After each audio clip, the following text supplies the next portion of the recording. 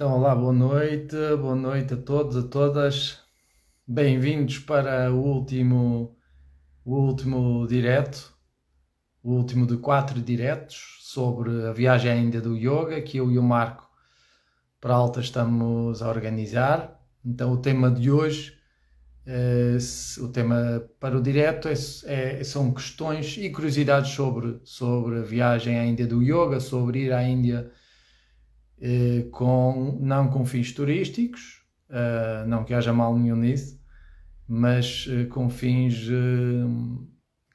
de estudo e prática e conhecer o yoga nas suas raízes. Só esperar que o Marco entre. Olá, Paulo, boa noite.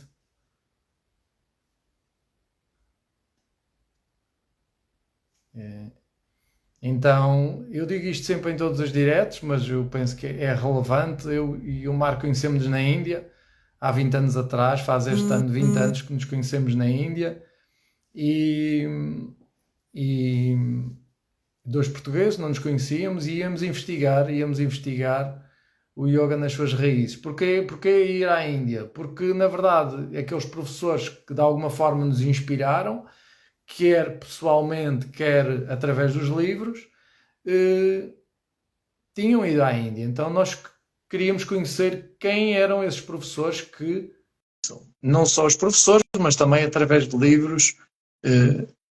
E na altura, na verdade, não havia grande incentivo. A mim, pessoalmente, as pessoas diziam-me que não era preciso ir, não era preciso ir. Então hoje vamos abordar algumas questões que nos foram colocadas, e se ainda quiseres colocar questões, podes enviar, podes colocar no chat, eu vou estar atento a alguma questão ou curiosidade que tenhas em relação ao yoga na Índia ou porque ir à Índia. Nós iremos hoje abordar e também desmistificar um pouco. Não é? Uma das questões, enquanto o Marco não entra, eu vou já abordando uma das questões que muitas vezes surge, que é: será que é uma fuga ir para a gruta? Falando dos yogis e yoginis que vivem nas grutas, será que é uma fuga? Ou não será uma fuga? É uma das questões que nos colocaram. Então, será que é uma fuga? O que é que não é uma fuga na vida? O que é uma fuga? Mudar de emprego? Às vezes pode ser uma fuga. Não mudar de emprego pode ser uma fuga. Não mudar certos relacionamentos pode ser uma fuga. O que é que não é uma fuga na vida? O que é que não é uma fuga? Então, antes disso, ou para entender um pouco porque é que os yogis vão para as grutas, se calhar daria... Olá, Marco, boa noite. Olá, boa noite, Gonçalo. Se calhar daria alguns exemplos de alguns yogis que nós conhecemos, ou não necessariamente nós conhecemos, mas não é preciso, ou exemplos de yogis que nós conhecemos, mas como exemplos gerais. Então, normalmente, por exemplo, estou a falar do Swami, eu penso que se chamava Swami Gita, ou Gita Swami, que era um senhor que nós conhecemos à beira do Ganges, também junto a uma gruta, e conversando com ele, não viemos a saber que ele tinha sido advogado do Supremo. Não era, Marco? Eu creio que era isso. Sim, tinha sido magistrado no Supremo Tribunal de Justiça da Índia. Sim, e então, o que é que nos chamou a atenção? Porque tinham algumas folhas a denunciar um pouco a extração de areia junto às margens do Rio Ganges. E então viemos a saber que ele tinha sido advogado,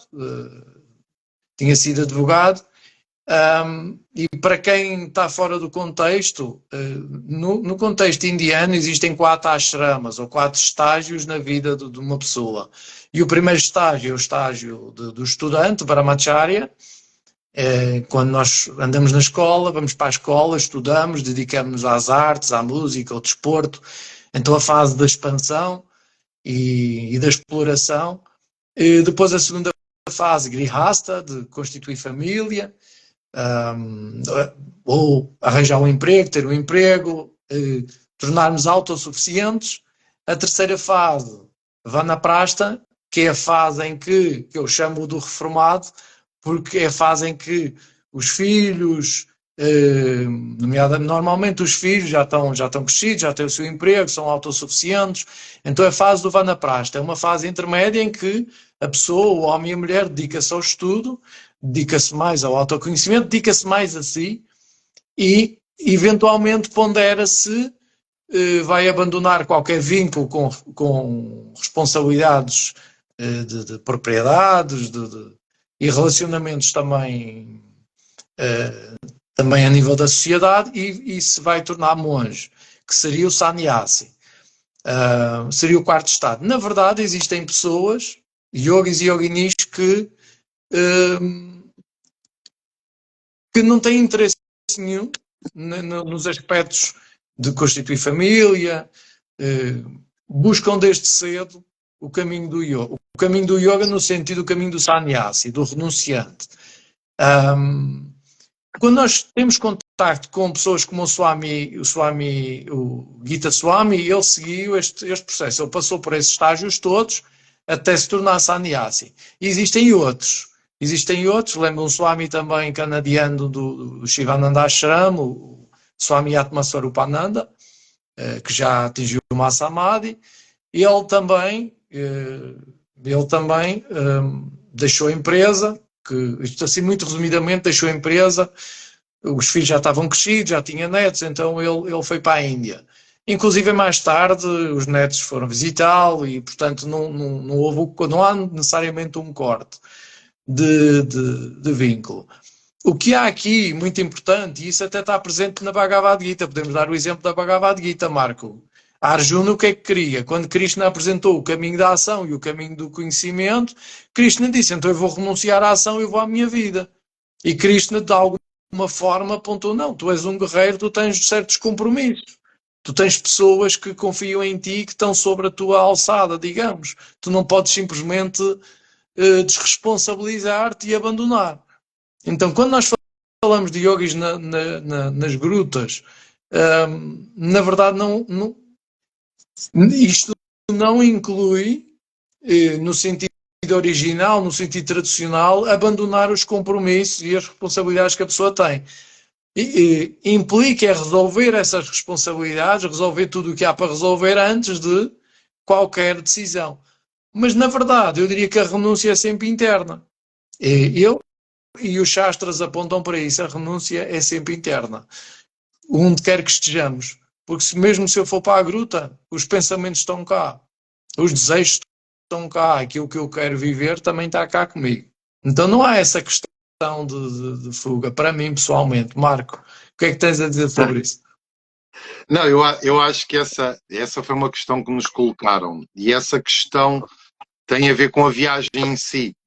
Várias questões que nos colocaram foram em relação, ok, mas se é uma viagem tão importante, e se é importante ir à Índia, porque ir num grupo, não é? Às vezes há aquela ideia associada ao turismo, quem que vai ter uma experiência mais real, mais genuína, vai sozinho, quem vai em grupo vai ter uma viagem que não é tão genuína, ou vai estar filtrada pela perspectiva de quem está a facilitar, ou quem leva o grupo.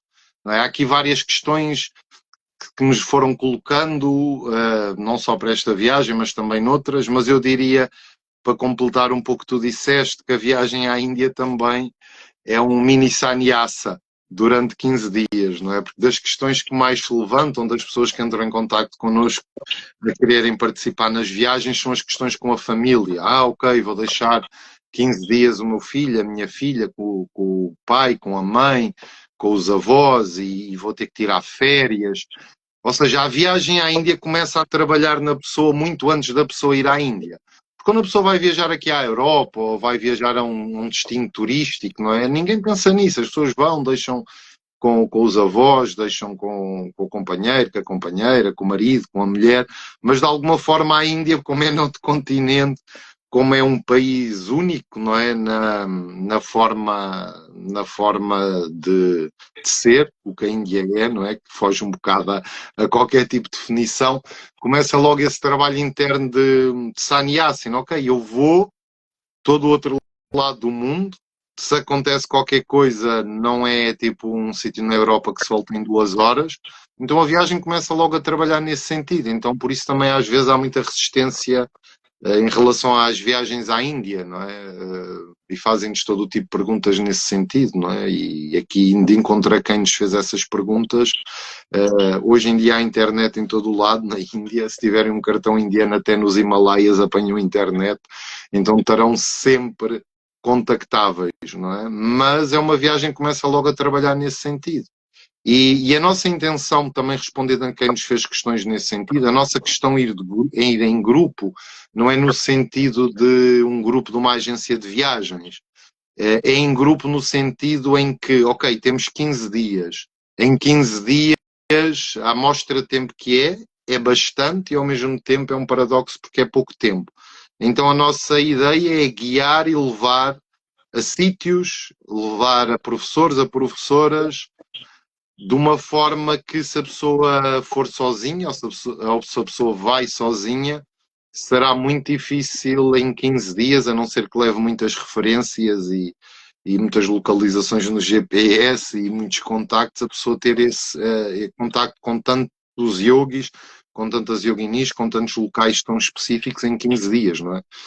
Há mesmo locais que nós vamos e só quando chegamos lá é que nos dirigimos lá a dizer, olha, estamos cá.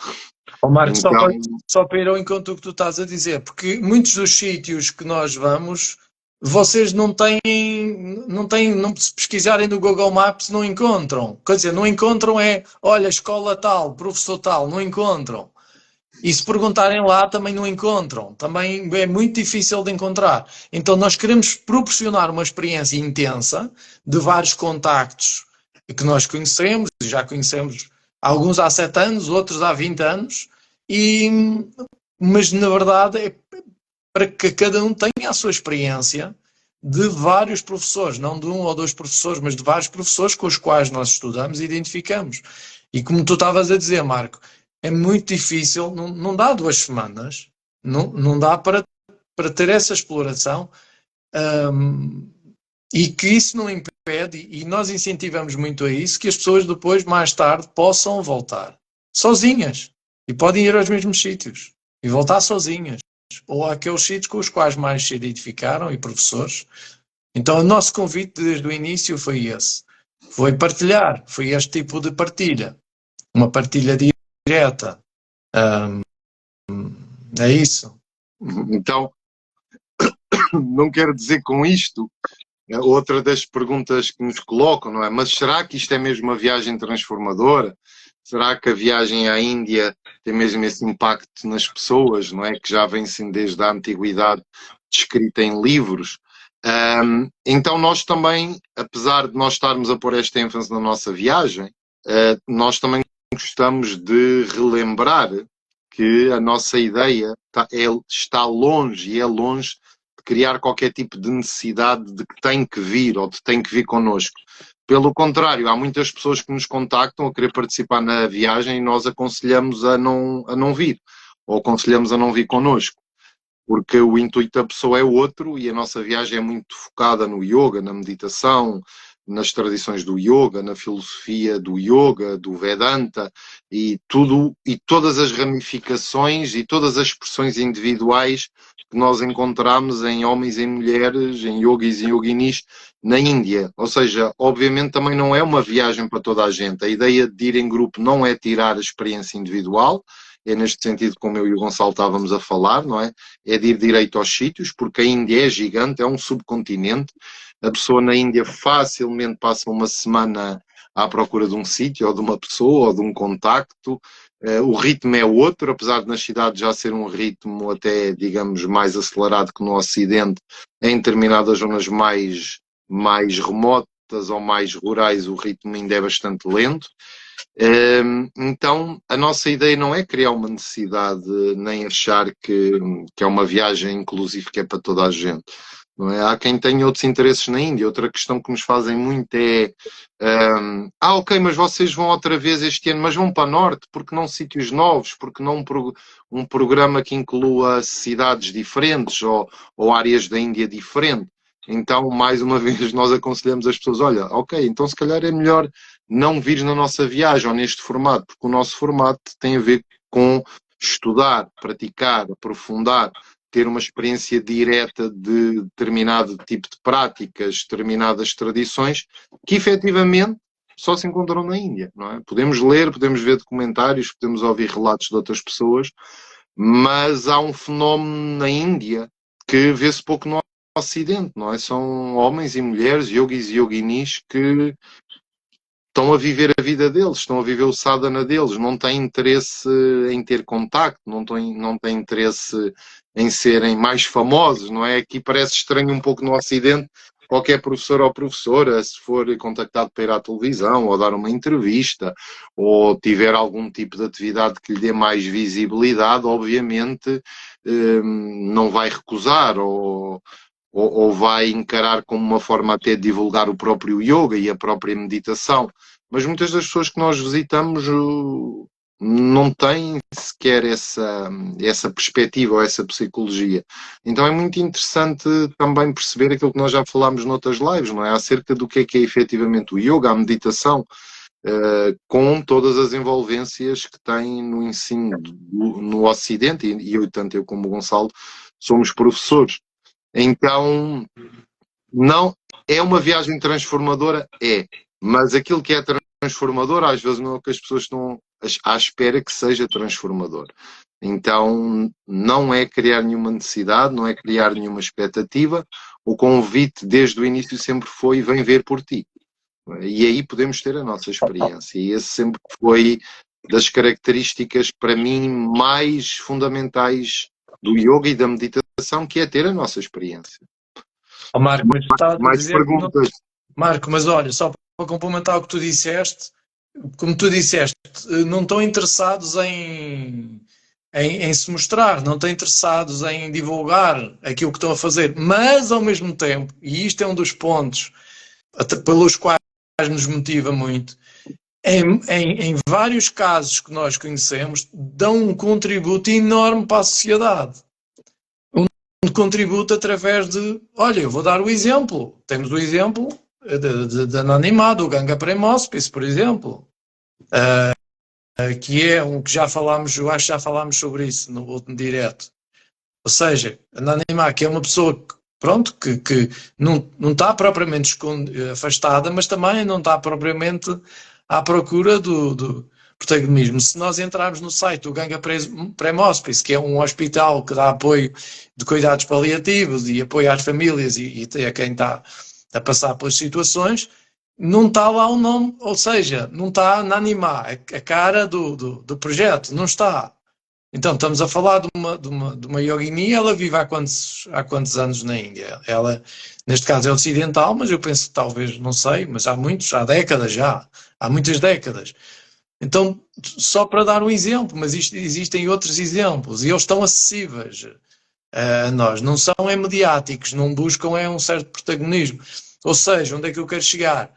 Há aqui uma relação saudável com o aspecto material e aquilo que nós chamamos espiritual ou existencial. A relação consigo mesmo, há uma relação saudável.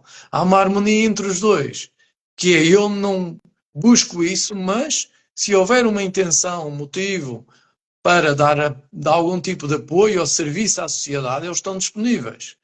No fundo, às vezes perguntamos: mas eles não têm família, eles estão sozinhos. Muitos deles dizem que a família deles é maior, porque eles estão disponíveis para todas as pessoas. Então, aquilo que eles investigam em si mesmo e que eles descobrem em si mesmo, eles também tornam essa busca, essas realizações, transferem depois para a sociedade, direto ou indiretamente, às vezes até de formas que nós no Ocidente não imaginamos, não conseguimos conceber. E como não conseguimos, eu nem sequer vou falar delas, porque é completamente fora do contexto, não é? Fora do contexto. E então eu acho que isso é um lado muito importante, nomeadamente, Marco, tu no outro direto falaste na viagem como algo formativo, e isto é formativo, num tempo eu diria que isto sempre foi assim, não é? Que há uma dificuldade em ter uma relação saudável da dimensão espiritual com a material, ou eu digo-me uma e a outra. Nós vemos nos yogis exemplos vivos como é perfeitamente normal desse lado, a questão do dinheiro, gerir dinheiro. Se tiverem que gerir dinheiro, muitos deles nem sequer pedem nada, não é? Não pedem, nós vamos e eles dizem, não, vocês estão aqui para receber, não é para dar. Onde é que nós vemos isto? Não vemos É em lado nenhum. misterioso. Sim, a Índia é misteriosa, não é? Nós acho que acabámos por fazer estas lives um pouco para transmitir o nosso entusiasmo de ir à Índia e de ir à Índia ao longo destes anos todos, e porque é que ainda nos faz sentido ir à Índia e porque é que nos faz sentido levar grupos, não é? Então às vezes ainda tem esses mistérios, não é? E há uma pessoa que nós visitamos, que é a ermita, que vive nos Himalaias, num sítio inacessível, que só dá para ir lá 6 meses por ano, porque os outros meses, devido às monções, não se consegue ter acesso. Ou seja, a estrada de acesso é um rio que durante X meses está seco, então subimos para o rio acima, não é? E essa pessoa disse-nos uma vez que nós temos essa missão, eu e o Gonçalo temos essa missão de levar pessoas aos Himalaias, de introduzir pessoas aos Himalaias. Então, que nunca nos temos que preocupar com essas viagens, não é? Quem for para ir, irá. Quem não for para ir, não chegará perto de vir. E que nós simplesmente, enquanto tivermos esta missão, teremos que a continuar. Um dia, quando não a tivermos, iremos perceber claramente que já não é para levar grupos. E faz-me lembrar também um conceito da modernidade, não é? Isto mais a minha perspectiva pessoal. Eu acho que o conceito de viagem ou de viajar está sobrevalorizado. As pessoas viajam por viajar, viajam para ir picar o ponto, vão 2 dias aqui, 2 noites ali, tiram uma fotografia em frente a um monumento específico de uma capital europeia ou de um local do mundo. E muitas vezes a viagem que tem um potencial transformador e inspirador também se torna mais uma causa de ansiedade existencial. A pessoa que viaja e que ainda lhe falta tantos países para ir e para ver, a pessoa que não viaja e que fica com medo de estar a perder qualquer experiência fundamental humana, não é? Eu penso assim, eu continuo a ir à Índia por causa daquelas pessoas e por causa daqueles sítios. Então, e vou lá e vamos lá porque eles só existem lá, não é? Então, fica aqui, não sei se temos mais algumas perguntas que nos enviaram, Gonçalo, mas fica aqui o convite renovado de, se quiserem juntar a nós, juntem-se a nós. Se for para ir de outra forma, sozinhos, com outras pessoas, com certeza cada uma irá ter sempre a experiência que terá que ter na sua existência. Nós somos simplesmente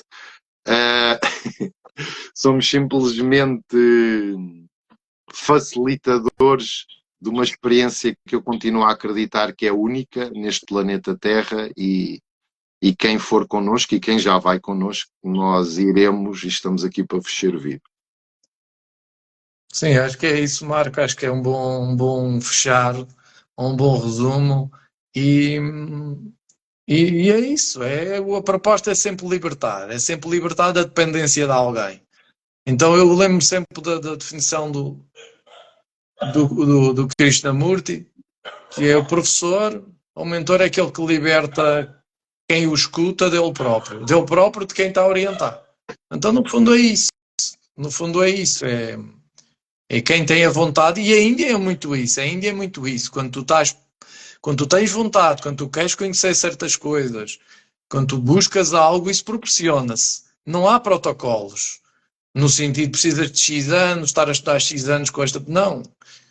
As coisas movimentam-se de uma forma muito, muito interessante. Não é? Muito interessante. Não há essa coisa que eu preciso não sei quantos anos para isto e para aquilo, não. E muitas pessoas que vão à Índia expressam isso, que é como se fôssemos levados ao colo muitas vezes. Que o que tu estás a dizer que a Yogini dizia que nós vamos saber. E é isso, estamos aqui para servir, e para quem sentir sintonia, com isso. É isso, Marco. Obrigado a todos e a todas que nos estão a ver, que nos veem depois nas gravações. E esta é a nossa última live sobre esta viagem. Esperamos que tenha sido informativa e inspiradora. Podem continuar a enviar questões na nossa direção, podem nos contactar e vemo-nos em fevereiro na Índia. É isso. Obrigado a todos. A quem irá ver depois. Marco, também eram conversas que nós já temos, mas aqui publicamente, não é? Para partilhando com toda a gente. É isso. Obrigado a todos. Luísa, um beijinho e a toda a gente. Peço desculpa se eu não estive aqui a ver o Nuno e todas as pessoas, conhecidas ou não conhecidas. Um abraço a todos e é isso. E boas práticas e boas investigações.